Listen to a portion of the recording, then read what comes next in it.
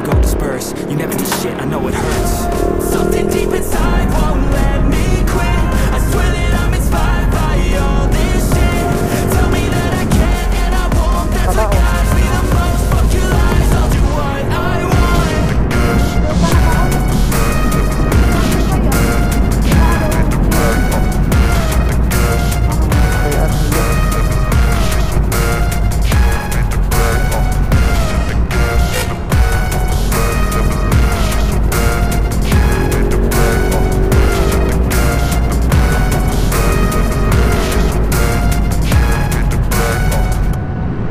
Guys, magandang umaga po sa ating lahat.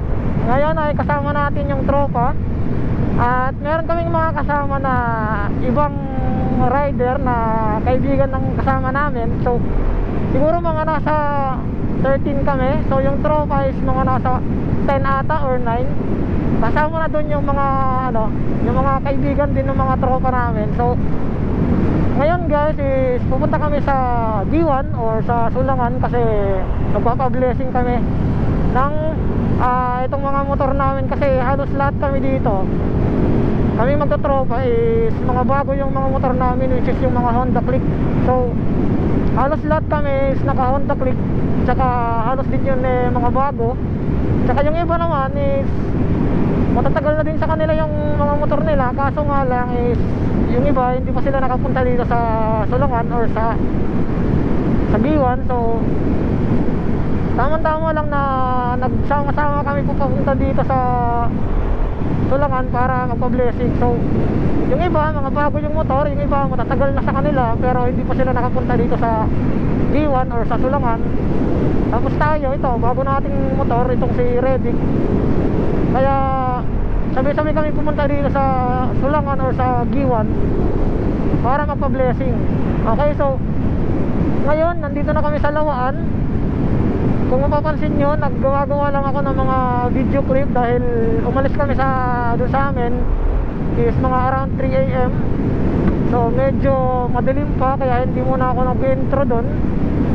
So yung ginawa ko is gumawa lang ako ng mga video clip para at least kahit paano makagawa tayo ng video or video clip na kung saan tayo nagsimula, diba?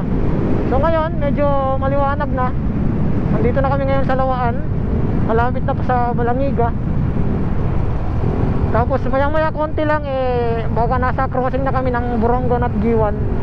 Okay, so yung takbo namin dito guys is mga around 50 to 70 lang.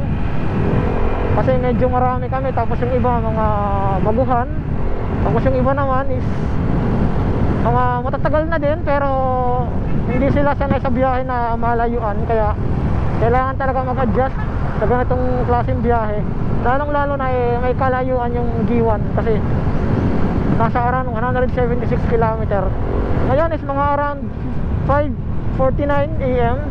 Umalis kami mga 3:30 or quarter to 4.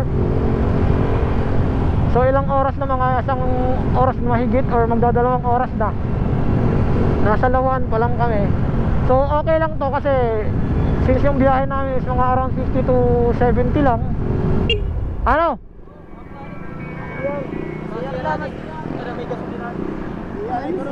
Ay, salamat.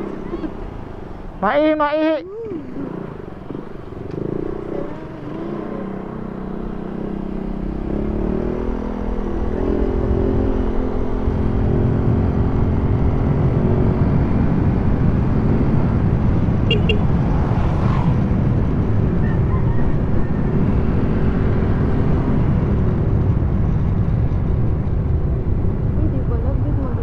Pwede ito. Pwede.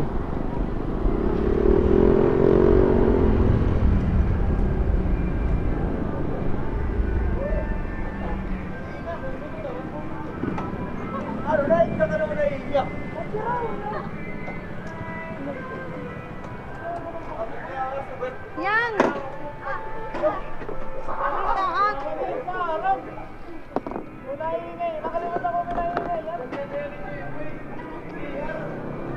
Shout out. Shout out, Bert. Ha? Uy, shout out. Shout out. Hey. Shout out.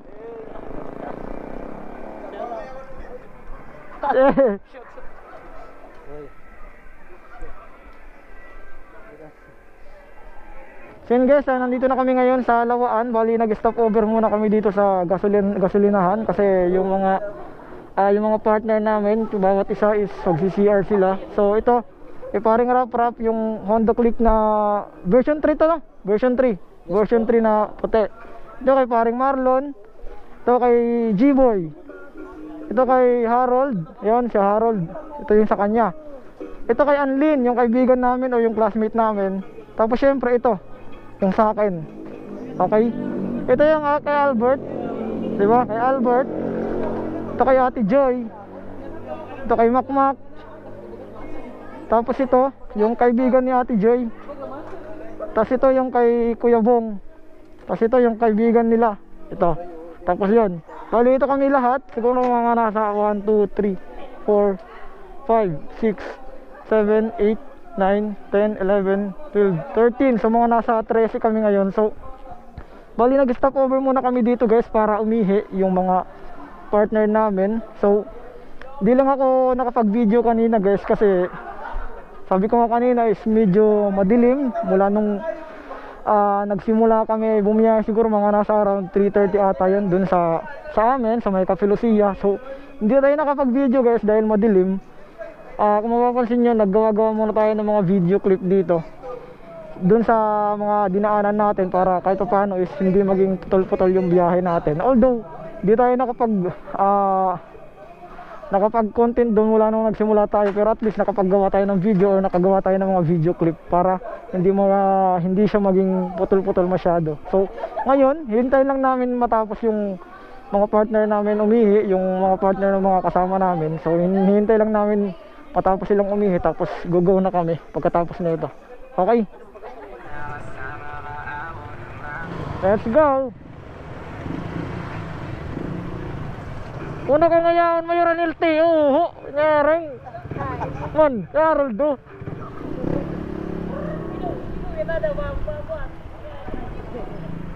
Let's go. Biyahe na ulit kami guys.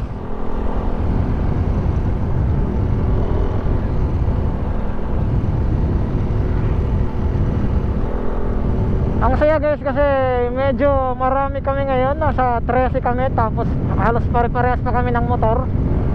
Kaya pag nasa last ka, tapos mayroong pababa, yung pababa na part, tapos bigla siyang kukurbada. Grabe, ang ganda sa tingin ko ang ganda niya sa video. Pag tinitignan mong pababa siya, tapos hilera lang kayo, tapos kukurbada siya ng paganyan. Ang angas tignan kasi alam mo yung parang may flow yung pababa, tapos bigla siyang kukurbara, tapos nakahilera lang kayo. Ang angas tignan, promise. Paring Bugoy. Then Diyos, bali ito yung mga kasama namin. Yan, si Marlon, si paring Rap, so kasi Albert, yung leader namin o yung road director namin dito. Okay, so ngayon papalabas na kami sa Lawaan. Bali yung kasunod nito is Balangiga. Yan si Albert, si paring Rap, si Marlon,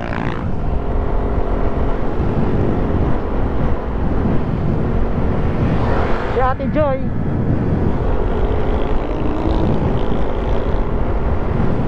si Darwin,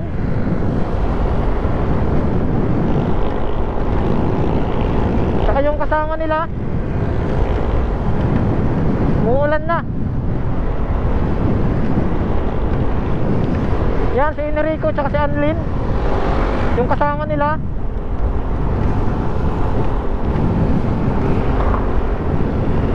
Si paring Ali J tsaka si Kuya Bong. Yan, welcome to Balangiga. Bali mapasok na kami ng Balangiga guys.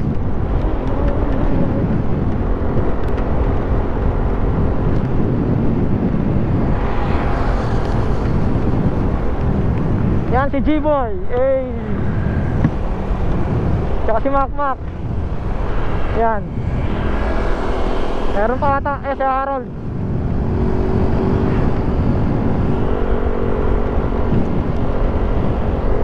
Yan si Harold. So ngayon guys is nakalagpas na kami sa crossing ng Borongan and Iwan. Yung oras ngayon guys is alas 7:11. So siguro mga 8 nandun na kami. Bali nag-stop over muna kami sa crossing ng Borongan and Iwan kasi yung iba namin na kasama is nagpagas. Yung sa akin is hindi pa ako nagpagas kasi meron pa naman siyang 4 bars. So mga nasa 2 bars pa lang yung nabawas. Nakakatuwa lang guys kasi ngayon talaga madami na kami.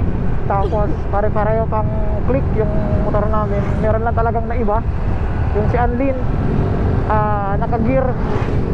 Pero matipid din yun kasi nasa around 46 to 48 ata yun na kilometer per liter. So goods na goods yun para sumabay sa click na motor.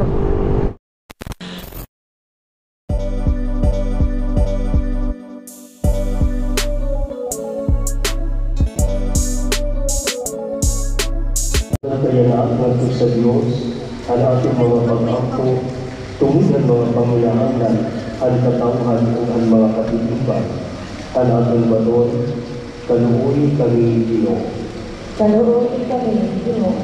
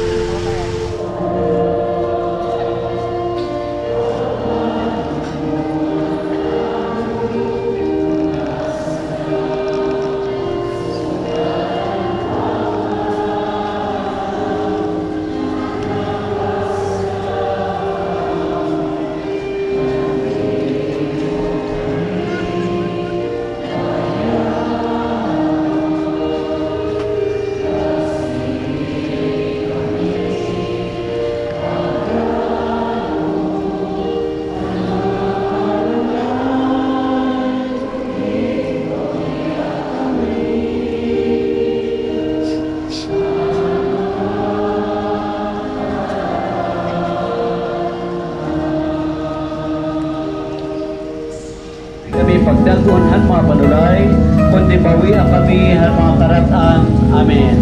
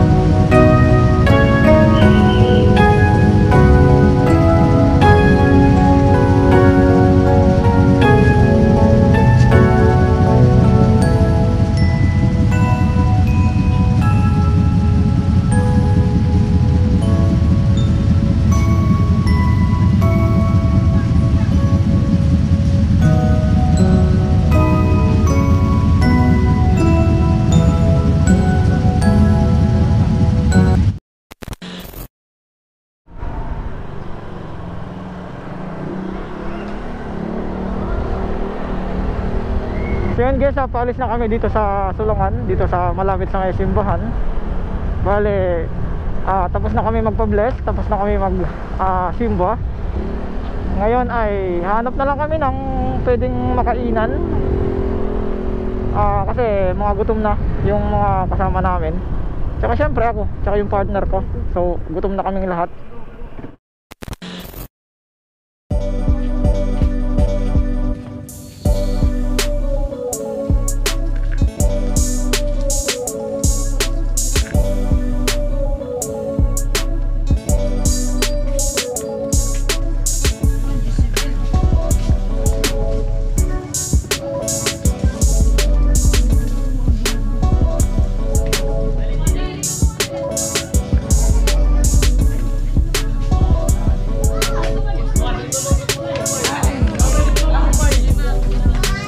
Hello guys. Hey.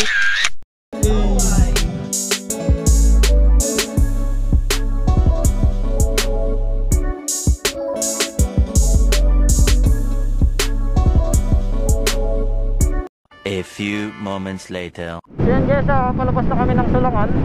Bali, pauwi na kami.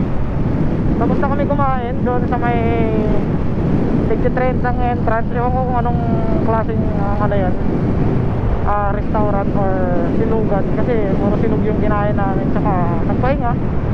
Ngayon ay alas 3:33 na yung oras. Siguro 3 to 4 hours yung biyahe namin. Depende sa takbo. Ngayon ay alas 3 to 3, 4, 5, 6. Estimated alas 7 ng gabi.